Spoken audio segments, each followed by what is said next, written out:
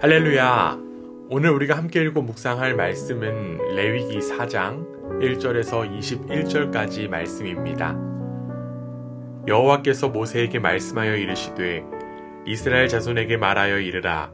누구든지 여호와의 계명 중 하나라도 그릇 범하였으되 만일 기름 부음을 받은 제사장이 범죄하여 백성의 허물이 되었으면 그가 범한 죄로 말미암아 흠없는 숫송아지로 속죄 제물을 삼아 여호와께 드릴지니 그 숫송아지를 회막문 여호와 앞으로 끌어다가 그 숫송아지의 머리에 안수하고 그것을 여호와 앞에서 잡을 것이요 기름 부음을 받은 제사장은 그 숫송아지의 피를 가지고 회막에 들어가서 그 제사장이 손가락에 그 피를 찍어 여호와 앞 곧 성소의 휘장 앞에 7번 뿌릴 것이며 제사장은 또 그 피를 여호와 앞 곧 회막 안 향단 뿔들에 바르고 그 송아지의 피 전부를 회막문 앞 번제단 밑에 쏟을 것이며 또 그 속죄 제물이 된 숫송아지의 모든 기름을 떼어낼지니 곧 내장에 덮인 기름과 내장에 붙은 모든 기름과 두 콩팥과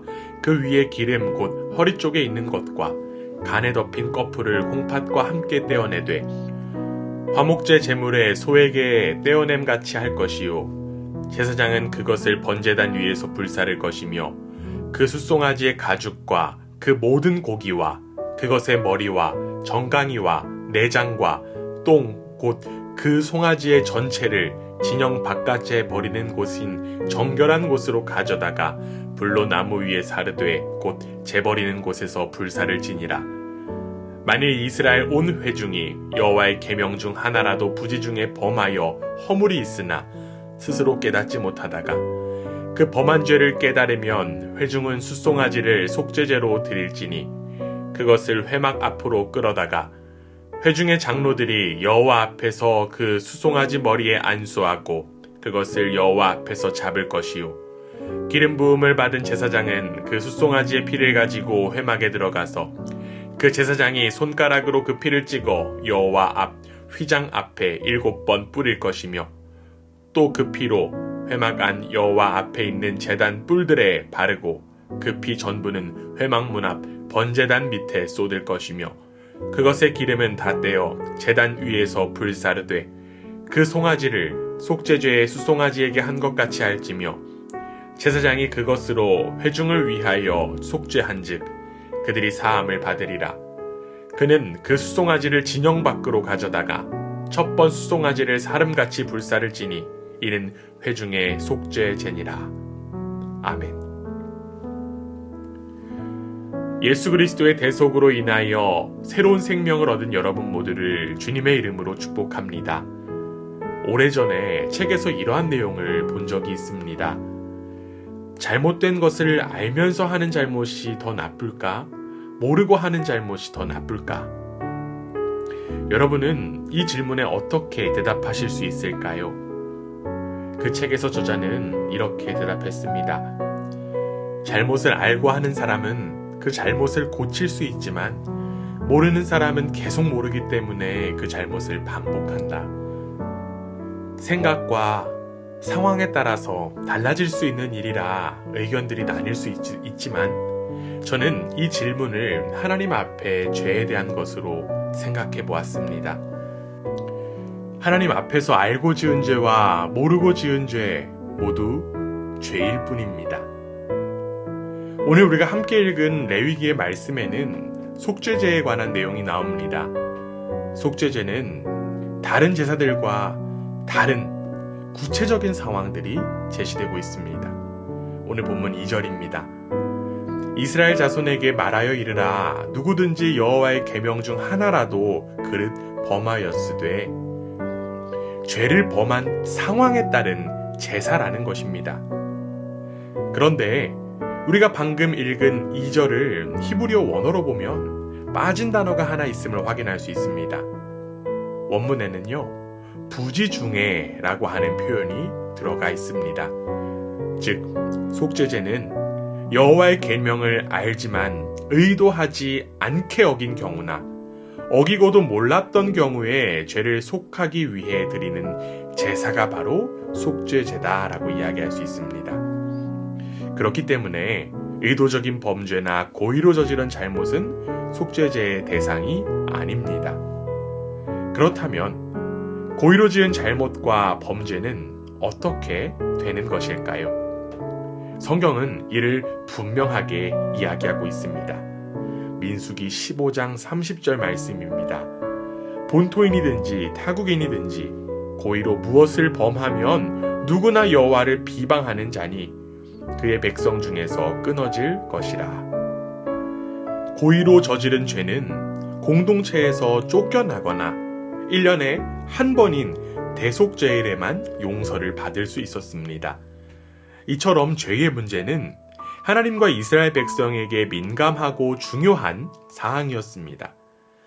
그리고 이는 우리에게도 역시나 중요합니다. 부지 중에 범한 죄까지도 철저하게 죄를 속죄받아야 한다는 것은 하나님께서 얼마나 죄를 싫어하시는지를 보여줍니다. 우리는 이 죄의 문제를 민감하고 철저하게 받아들여야만 합니다. 하나님은 이 속죄죄에 관하여 제사자에 따라 다른 예물이 있음을 말씀해 주셨습니다. 오늘 본문 3절입니다. 만일 기름 부음을 받은 제사장이 범죄하여 백성의 허물이 되었으면 그가 범죄한 죄로 말미암아 흠없는 숫송아지로 속죄 제물을 삼아 여호와께 드릴지니.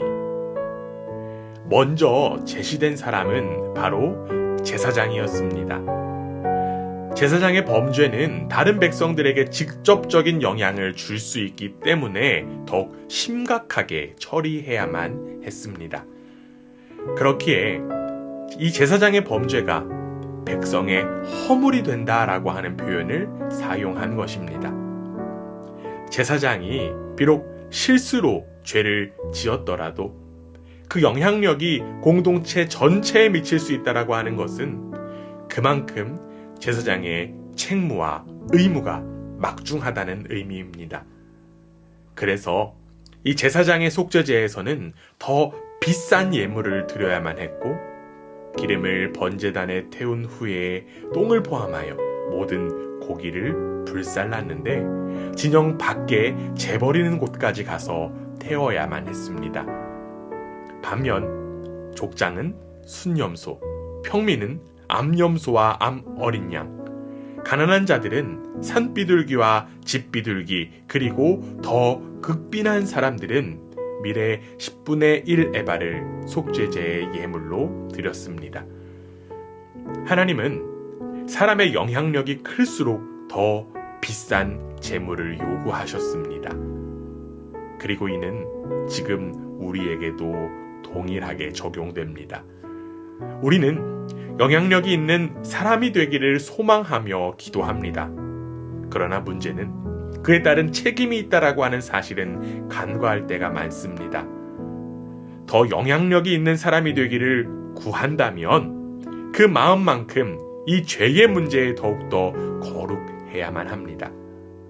무엇보다 영향력 있는 사람이 되기보다 더욱 거룩한 사람이 되기를 소망해야만 합니다. 결국 어떤 위치의 사람이든지 간에 죄의 문제는 하나님과의 관계에 있어서 반드시 청산해야 할 부분이기 때문입니다. 그리고 죄의 청산을 스스로 감당하신 분이 계시다라고 하는 사실을 우리는 믿음으로 바라보기 원합니다. 우리가 알고 지은 죄와 모르고 지은 죄, 그 모두를 이미 짊어지신 분이 바로 예수 그리스도이십니다.